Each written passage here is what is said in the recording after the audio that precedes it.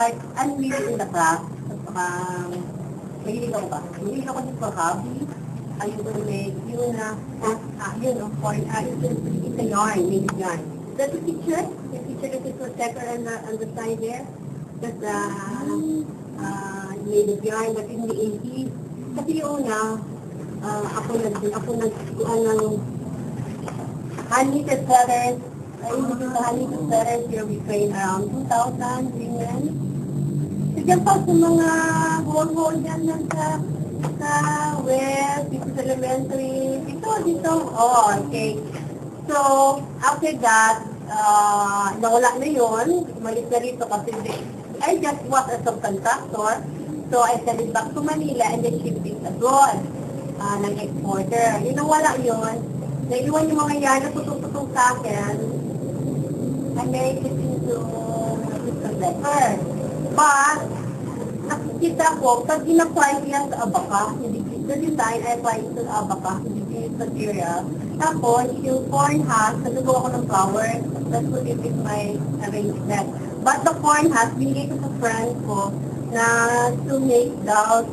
Kasi nakita ko model kinds of face, na they made it dolls from angels, so, or mga tao-tao, binigay ko sa kanya to do something like that. Yung mga ganyan, no? Ginawa ko sa kanya. Pagkatapos yun, nahinto na. For a while, nahinto na. But I was still with my yarn. Kasi gumawa din ako ng ligo, I was with my yarn. But, in 2003, I thought, kasi ganda talaga ang corn hat. I want to go back to it. So, 2003, and really train people. Pagkawakan ko talaga ba?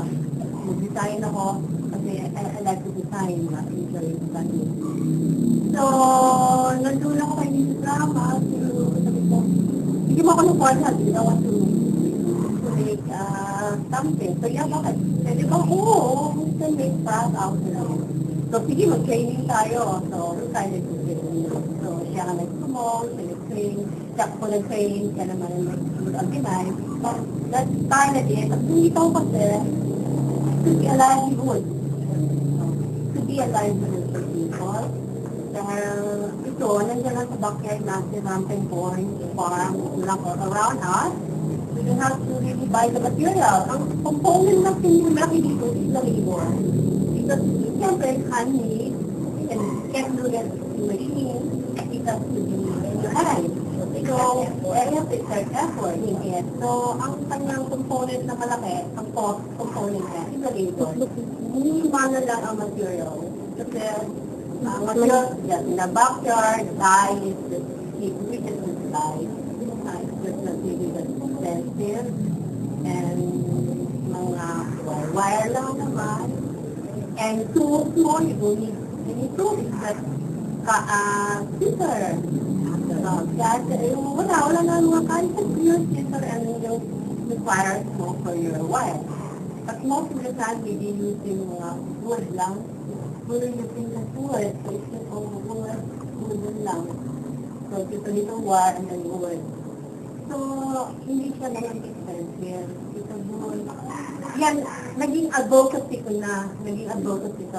But, yung 2000, kasi I'm almost in the also. 2005, may na-recruit kami mga iba, join us, sons and daughters, they join us. So, si Norma is also an artist, of our arrangement. She came she joined us. So, siya na-assign sa flowers. I was just helping sa kanila. Kasi I designed the dog and everything.